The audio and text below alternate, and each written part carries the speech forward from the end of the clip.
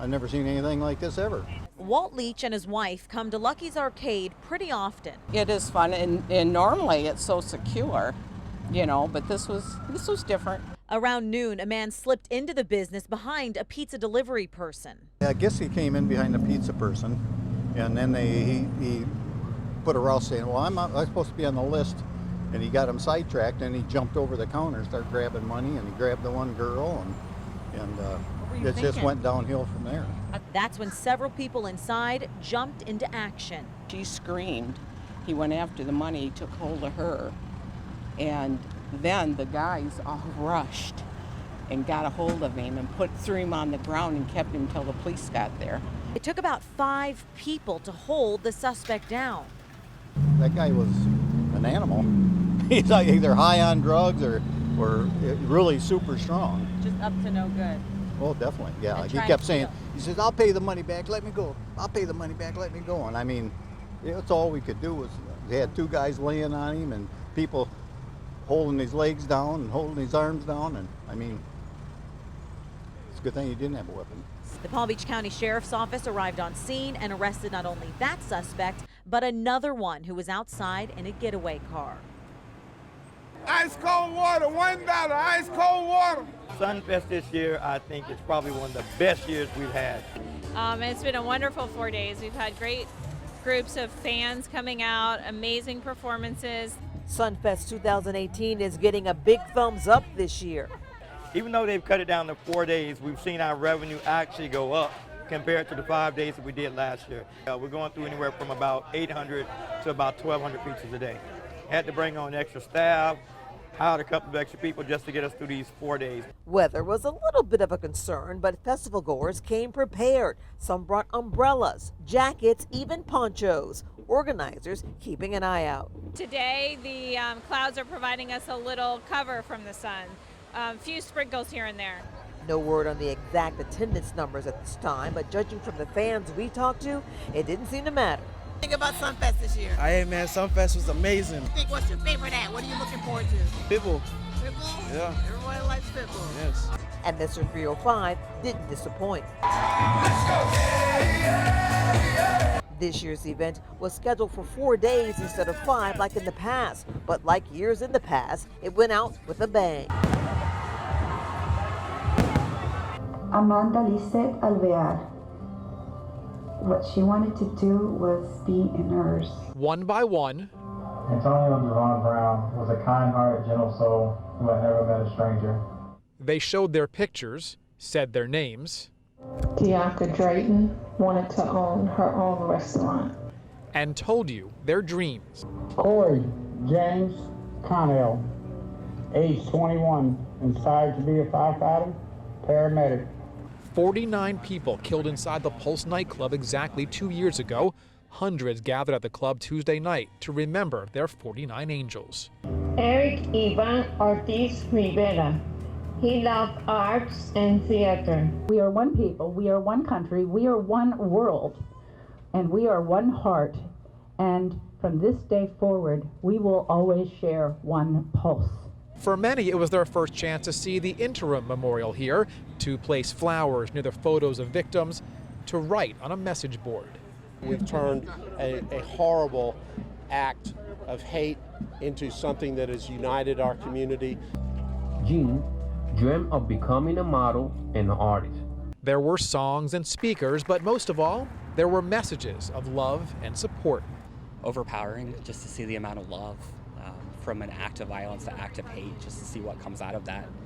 We thought it was really important to come down here and spread some love and give out free hugs, give free love. Juan Ramon Guerrero aspired to be a financial advisor.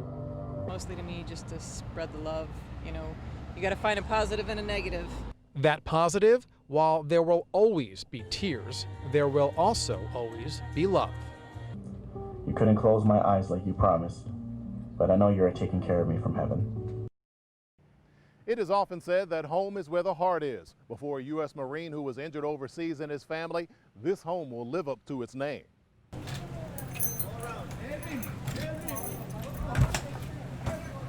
Second I stepped in, I was comfortable.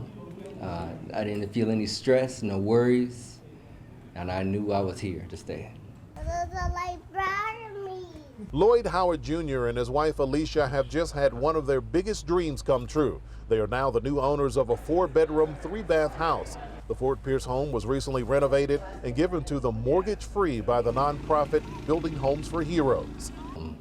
It's overwhelming, it's bubbling, it's overflowing. In 1995, Howard enlisted in the U.S. Marine Corps. While deployed in Iraq in 2006, his unit was ambushed by insurgents and Howard was knocked unconscious by an explosive. He suffers from traumatic brain injury, PTSD, along with spine and nerve damage. Howard earned a Purple Heart and other distinguished medals and was honorably discharged in 2008. After you're injured and you come back home, you don't think that you're worth anything at that moment.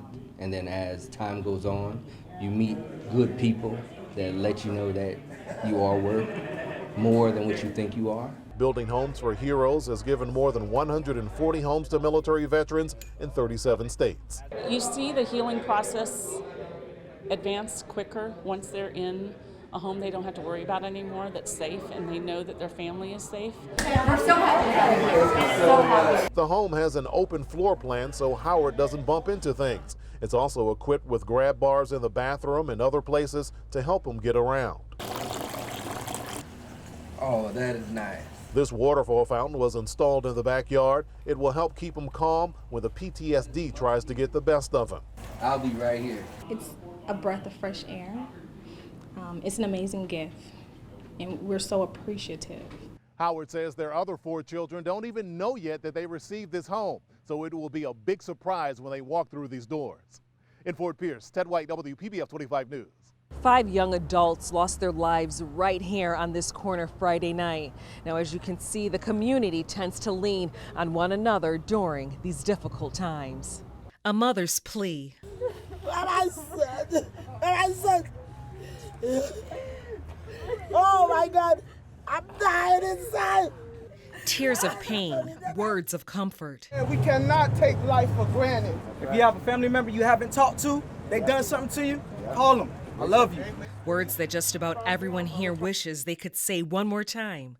To Jimmy Mack, Alexis Cheney, Kadan Tillett, Mike Leary, and the youngest, 16-year-old Anthony Martin. My kids, they had friends call them. They woke me up. I didn't believe it. Shirley McCormick fighting back tears for her nephew, Anthony Martin. He's a lovable person. He's a sweetheart. He's a clown. And he just loved his family. According to police, Friday evening around 10:40, Martin and his closest friends were rear-ended at the intersection of 25th Street and Midway in Fort Pierce by 21-year-old Tanner Ray Dashner. The impact caused Martin's vehicle to hit a third vehicle before bursting into flames. According to reports, Dashner may have had alcohol in his system. My heart just go out to everybody because it's a senseless death. Charmaine Clemens says her niece Alexis Cheney was a free spirit and didn't have a chance. I was here all night last night. We left about 4 this morning. It just was horrifying. Knowing that these young lives like Kadan Tillett touched so many. Everything he did, he dedicated to his family. Every dime he made, he did something for his children. And now the community must do something for one another. Everybody, before we leave here today, just remember, tomorrow never promised. Amen. Tomorrow never promised. Always remember that tomorrow never promised. Waukesha Bailey, WPBF 25 News.